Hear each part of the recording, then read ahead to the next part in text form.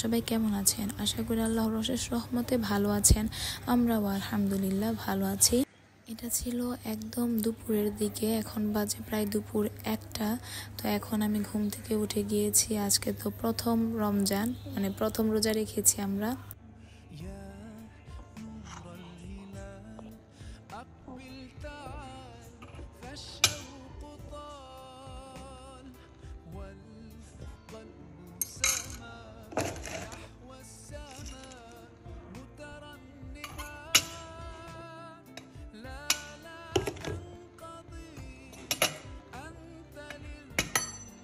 আমার যে মশলার বক্সটা ছিল, তো সেটার মধ্যে এখন মশলাগুলো মানে ভরে নেওয়া হয়েছে যাতে করে আমার ইজি হয়।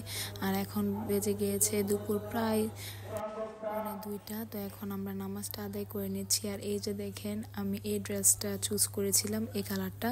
আমাদের সবার ড্রেস কিন্তু সেম, মানে কালারটা শুধু অন্যরকম। আর আমার বোনটা এই ড্রেস কালারটা চুজ করেছে। তো এখন নামাজ শেষ করে আমরা সবাই এখন কোরআন তেলাওয়াত করছি। আর মাম্মা এবছর কোরআন তেলাওয়াত করতে পারবে না, মাম্মার চোখে একটু প্রবলেম হয়েছে তাই। তো মাম্মা নামাজটা আদায় করে ঘুমিয়ে গিয়েছে। তো আমরা কোরআন তেলাওয়াত করে এরপর বেজে গিয়েছে প্রায় 3টা। তো এখন আমি একটু সানস্ক্রিন লাগিয়ে নিচ্ছি। তো প্রতিবারের মতো এবারও তো আমি সবার জন্য ইফতারি বানাবো, তাই আমি মানে একটু সানস্ক্রিন লাগিয়েছি এবং একটু আতর লাগিয়ে নিয়েছি। তো তারপর আমরা এখন নিচে যাব। তো যাওয়ার সময় দেখলাম আমার 2 বাবা এখানে বসে খেলাধুলা করছে।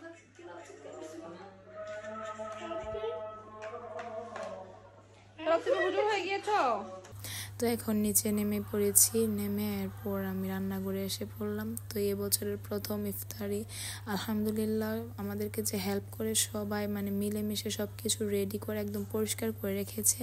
তো এখন আমি এসে প্রথমে আগে অ্যাপ্রনটা পরে নিয়েছি। তো এবছর আমি এই অ্যাপ্রনটা কিনে নিয়ে এসেছিলাম। গত বছরেরটা ছিল ব্ল্যাক কালার, তো এবছর আমি এই অ্যাপ্রনটা চুজ করেছি।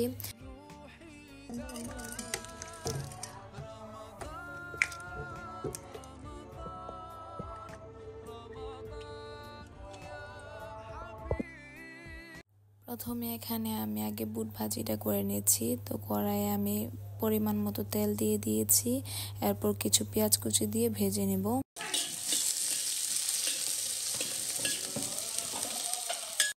এরপর এখানে একে একে পেঁয়াজ বাটা, রসুন বাটা আর আদা বাটা দিয়ে দিচ্ছি। তো একটু পরিমাণে একটু বেশি দিয়েছি কারণ আজকে বুটটা একটু বেশি।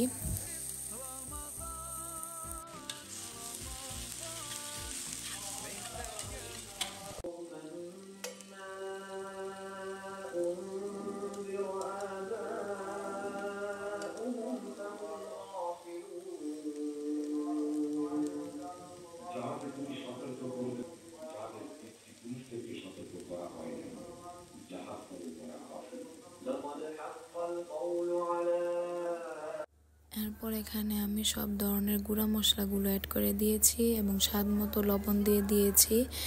আর গরম মশলাও দিয়েছি 1/4 টিস্পুনের মতো। আর গুঁড়া মশলাগুলোর মধ্যে হলুদের গুঁড়া, মরিচের গুঁড়া, ধনিয়া গুঁড়া আর জিরা গুঁড়া ছিল।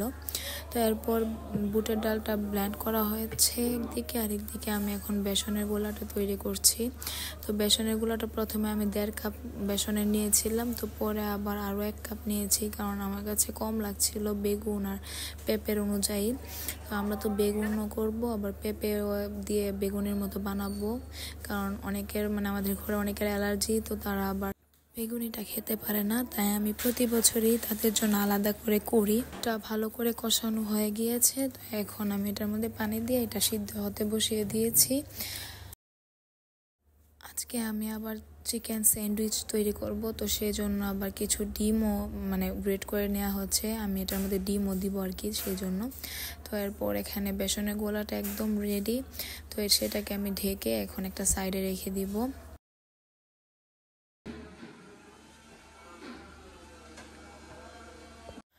এরপর আমি ফ্রিজ থেকে কেকটা বের করে নিয়েছি, এই যে দেখেন।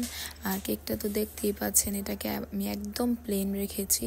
তো এর মধ্যে আমি ফন্ডেন্টের যে মানে জায়নামাজ, তসবি, খেজুর এগুলো সব কিছু মানে বানিয়েছিলাম, তো সেগুলো দিয়ে সাজিয়ে দিচ্ছি।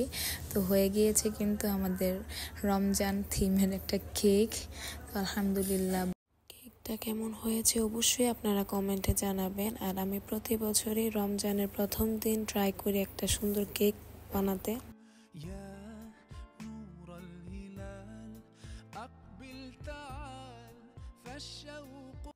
এরপর আমি পেঁয়াজুর যে মিশ্রণটা সেটা রেডি করে নিচ্ছি, সব কিছু দিয়ে মেখে রেখে দিব।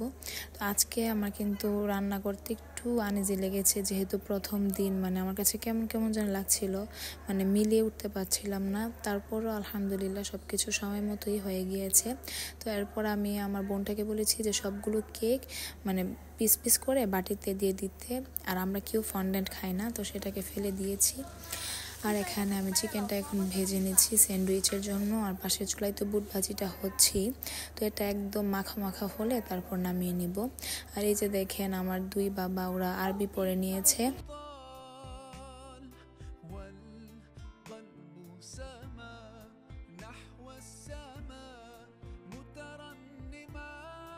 বুট ভাজিটা আমার হয়ে গিয়েছে, তো সেটা নামিয়ে নিয়েছি।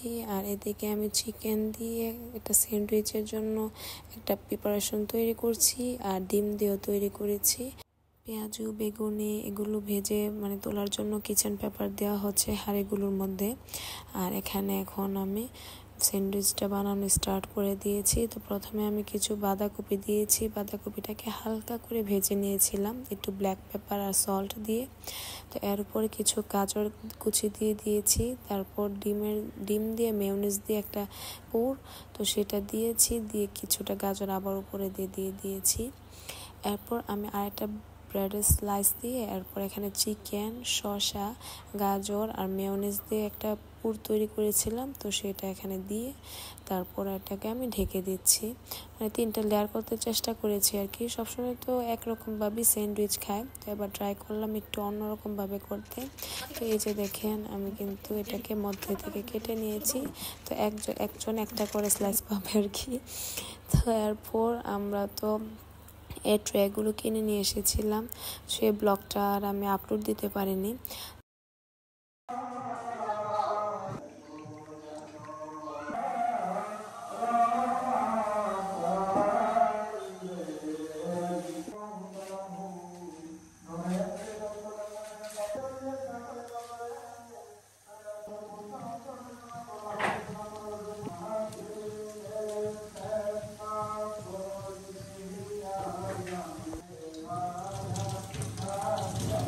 এরপর আমি পেঁয়াজু বেগুনিগুলো ভেজে নিচ্ছি। তো আসরের নামাজটা কিন্তু আদায় করে আমরা নিচে এসে পড়েছি।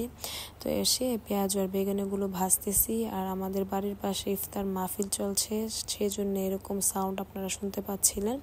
তো চুলার আঁচ এত কম ছিল, ভাজতে আমার খুব দেরি হয়েছিল।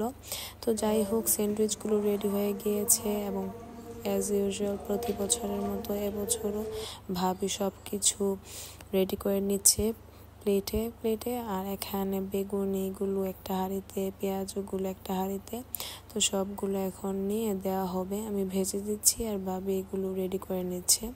আর এই যে দেখেন কেকগুলো কিন্তু স্লাইস করা প্রায় হয়ে গিয়েছে। তো এখন আমরাও এসে পড়েছি।